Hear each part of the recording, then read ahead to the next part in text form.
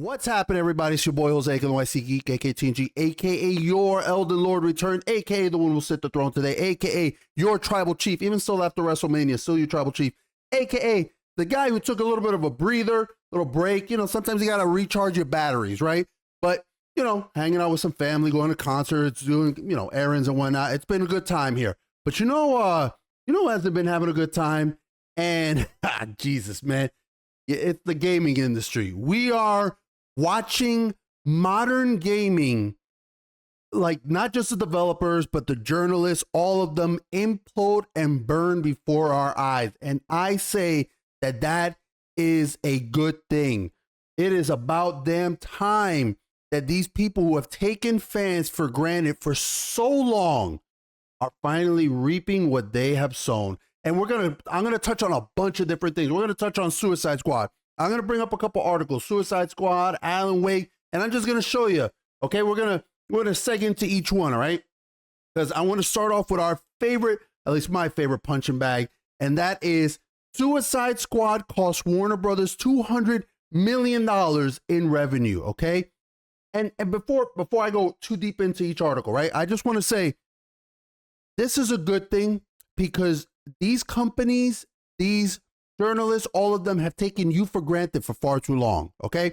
They act as if your money is owed to them. Like you don't have a right to spend your money where you want to. You deserve to be treated like shit, okay? And if you don't like it, too bad. We're taking your money anyway. No, we're starting to see people pay attention and starting to pay, not pay for garbage. They're starting to pay and vote with their damn wallets. We have the power, not these industries, not the journalists. They are providing you a product. If you don't like that product, you have every right to say, no, I don't want it. And just in case you need confirmation as to what happens when you put out a bad product, here you go. Suicide Squad costs Warner Brothers $200 million in revenue. That is not a small amount, people. We're talking about a company that went from earning last year the best-selling game, Hogwarts Legacy, to now this flop. It's not even a flop, it's a bomb.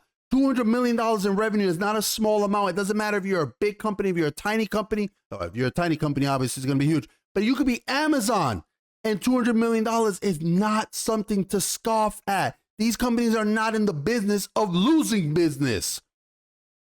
So we got the launch and performance of Suicide Squad Kill the Justice League cost Warner Brothers $200 million in revenue. The revelation came during the company's Q1 earnings report. And we're going to touch on another game that's costing its studio money. But all these Q1 earning reports from Disney, from Warner Brothers, they're losing money. Why? Because they're putting out inferior products. And then when they don't sell, or even before they put them out, they get into that narrative of attacking the fans. When they hire DEI companies like Sweet Baby Inc. and Black Girl Gamers who put in racist rhetoric in their games and then wonder why they've alienated their fan bases. And this is the result. Stop hiring. It's a cliche phrase, but you get woke and you go broke. Starting with the studios, the $400 million. Okay, so this is what they're talking about here. In its report, Warner Brothers said that the game's release was disappointing and it generated significantly lower revenues. Starting with studios, the $400 million year-over-year decline during Q1 was primarily due to the very tough comp we faced in games against the success of Hogwarts Legacy last year in the first quarter. And here's the thing. I liked Hogwarts Legacy, right? I'm not a Harry Potter guy. I'm not. My wife is a huge Harry Potter fan. But I like the world. I love the world that Harry Potter takes place. I don't like the characters. I don't like the storyline. But Hogwarts Legacy was exactly what I wanted. I want to play in an open world in the Hogwarts world. That's all I wanted, right?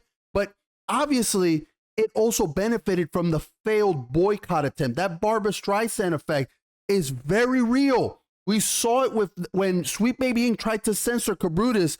When they tried to censor him, we saw what happened. You only put a magnifying lens on Suicide Squad and your involvement with these games and their involvement with another game that we're going to touch on.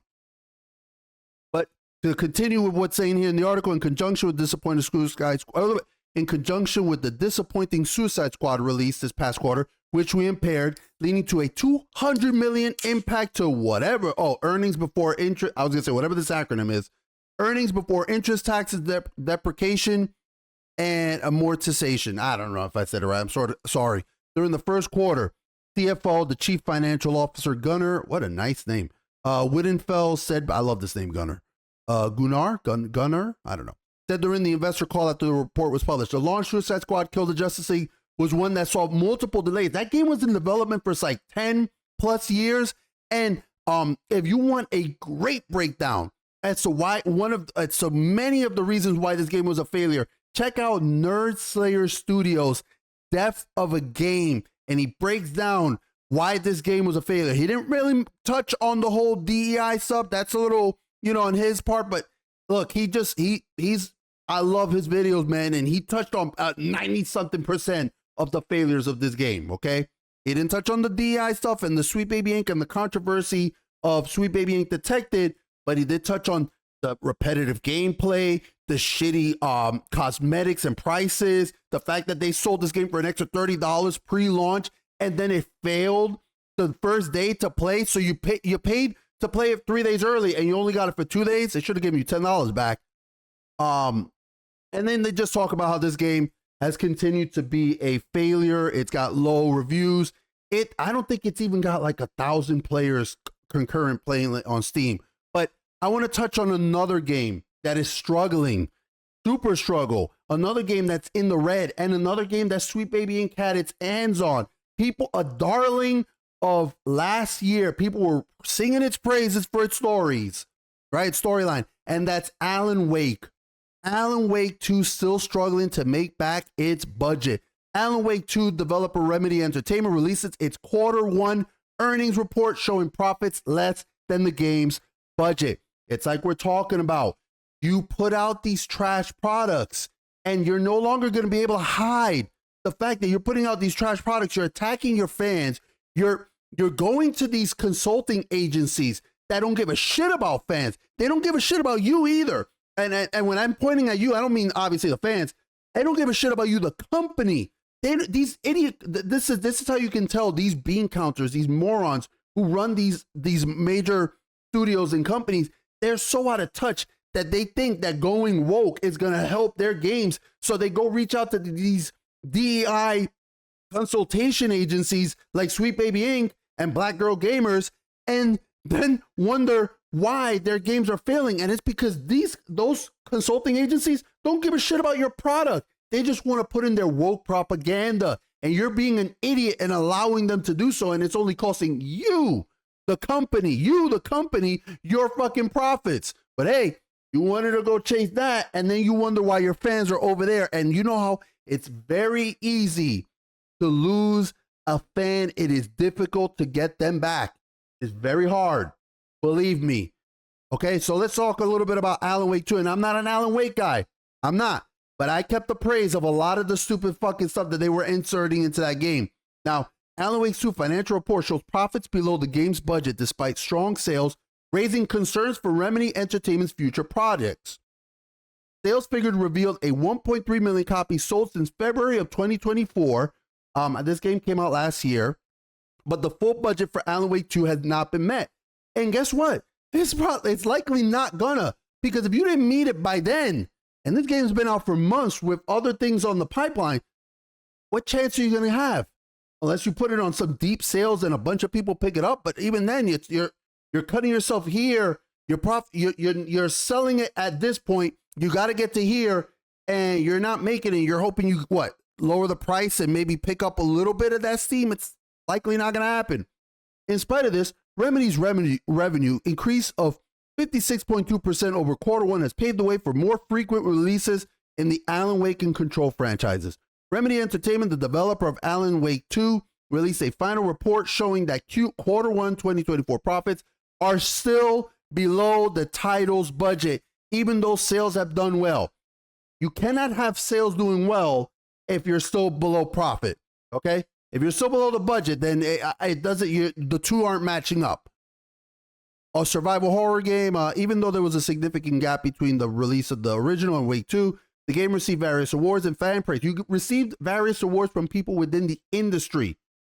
Received it from within the industry. That don't mean nothing. All these game awards, that's just them patting themselves on the back.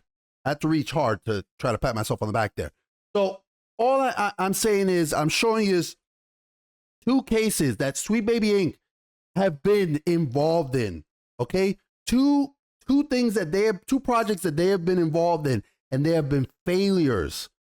Stop alienating your fans, because look at what just happened. And this is the next article we're going to get to, because like I said, we're watching the implosion of the gaming industry. You've got studios closing left and right. You've got massive powerhouse studios, and I mean massive powerhouse studios like Sony realizing, oh shit, maybe we shouldn't butt our noses into a successful game. They're so goddamn out of touch. Sony backpedals on the controversial Helldivers 2 PSN account linking update. Sony announces it is no longer plans to implement its controversial Helldivers 2 PlayStation Network and Steam account linking update. This backlash has shown that the power is not in the companies. It is in your hands, and you have to continue to show that. It's done. This is the year of fucking around and finding out for these big companies. They need to understand it's not, look, you could put out a great product, and I'm not saying that you have to, but you could put out a great product and be like, hey man, this is the direction we're going with, and then put a second one, this is the direction you're going with. And if you've got your core fans and your outside fucking people, these woke zombies are like, I want you to make it, like this. Don't succumb to that. Stop alienating what you have here. Okay? There's not going to be a game out there that's for everybody. And this is what's happening with movies, with comics, with shows. Okay. You know how much fucking manga is out in the world? It's countless, right? It feels like it's limitless. Not every bit of anime and manga is for me. It's not. I don't like certain things. I love certain things. I don't want this to turn to that, because that is for that audience, and this is for me and the other people who enjoy things like me. You can't try to cast a wide net and get everybody. Games have to have a focus. It's like the argument that I've said and so many others have said about From Software games. They're difficult for a reason, right? They're difficult, they're brutal, because that's what the fans of From Software games like me, that's what we want. I want, excuse me, I want to ram my head 50 times against a boss and lose constantly, because that 51st time that I fight him and I beat him, that's the fucking best. That's the best feeling. That's not for everybody though. And Sony and all these companies have to start getting that fans are the ones. You can't stop alienating your fans. Stop shitting on them. Stop calling them istophobes and racists and every other damn thing. The backlash from the community has led to Sony rethinking its decision, allowing players to continue enjoying the game without linking accounts. And people, I've seen some people say some of these people who are on Sony's dick, like I mean dick riding Sony, like they've got they must have stock in it or something, but they are Sony fanboys. They're like, oh, what's the big problem? Dude. Not everybody wants to make a fucking PlayStation Network account, right? 2, there are some people that cannot make a PlayStation Network account. Off the top of my head, I remember correctly, I read somewhere that there's over 100-something countries that cannot make Sony accounts. So why the fuck are you forcing people who purchased that game to now be unable to play the game because you want to connect the two? And sometimes you don't want to fucking log into everything. If I buy stuff on Steam, I want my stuff on Steam. If I buy stuff on PSN, I want it on PSN. I don't need the two to cross together. You want to do cross server compatibility, I'm fine with that, but don't make me have to log in on one and log in on both. Now get the hell out of here, man. The extreme public backlash, in contrast to the overwhelmingly positive reception it received in the weeks following its release, Helldivers 2 has been the subject of widespread criticism from its own player base recently, with fans largely blindsided when developer Arrowhead Game Studios announced it would start requiring PC users to link their Steam account to PSN after a month-long grace period. Sorry, I have to take a drink. I buy a game on PC. That's the whole point, is for me buying it on PC. Why the hell would I want to connect it to a PSN account? Is what I'm sure many others felt. The extreme public backlash was even severe enough to catch the attention of the developers, with members reportedly hosting internal discussions regarding how to resolve Helldivers 2's biggest controversy since its release. Now it seems that the negotiations have borne fruit, and the wave of negative reviews for Helldivers 2 and calls for refunds have convinced the publisher to rethink its stipulations. And here you go right here. Helldivers 2 fans, here's a tweet from PlayStation. We heard your feedback on the Helldivers 2 account linking update. The May 6 update, which would have required Steam and PlayStation networks beginning linking for new players and for current players beginning May 30th, will not be moving forward. That is what I want to highlight. Excuse me. Is I want to keep stressing the fact that we are the ones who have the power. Okay? Fans like us are the ones who have the power. And these companies who refuse to understand that, these companies who continue to dump on their fans and give them just subpar products, we're seeing everything collapse, right? I mean, for goodness sake, look at this. I'm leading to this.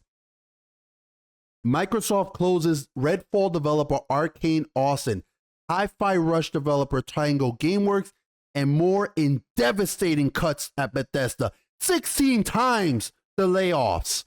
Microsoft has closed a number of Bethesda studios, including Redfall maker Arcane Austin, which this game was horrendous, Hi-Fi Rush, and The Evil Within. Now, this game, if I remember, Hi-Fi Rush, I didn't play it, but I remember hearing good things about it.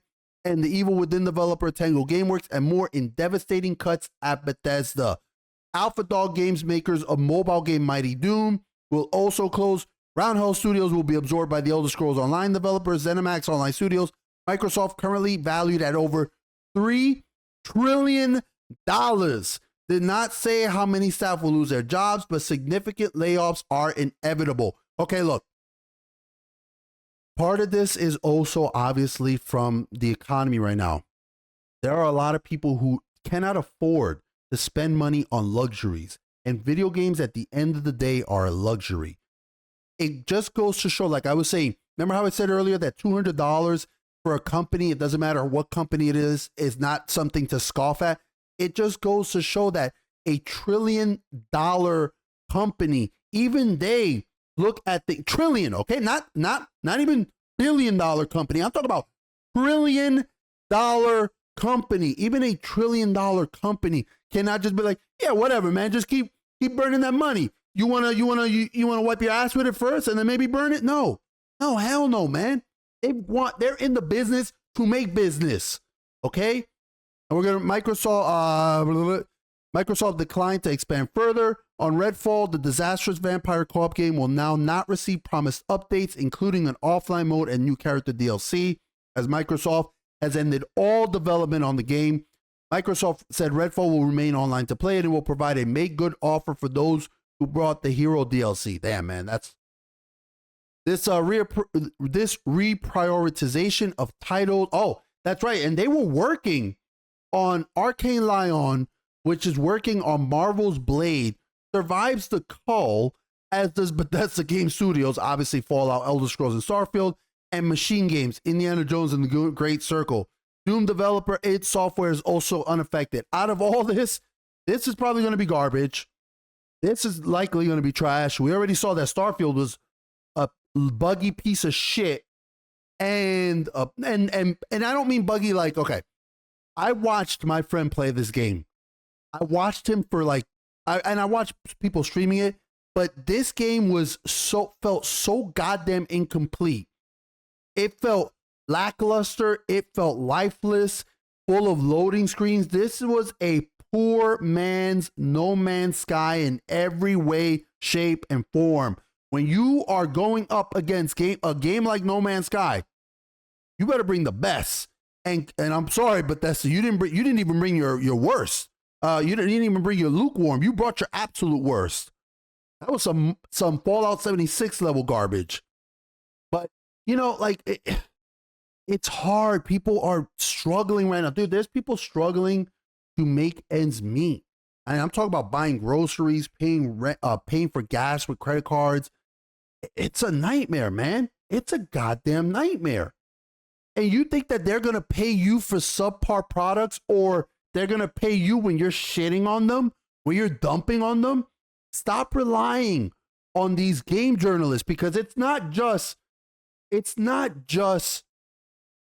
video. When I say the modern gaming industry is falling apart, it's not just the development companies, it's not the studio, it's not just them.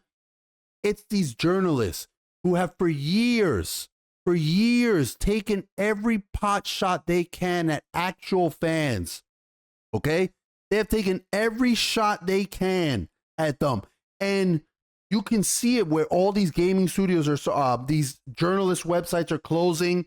And chief among them is good old Kotaku here, that has laid off more staff.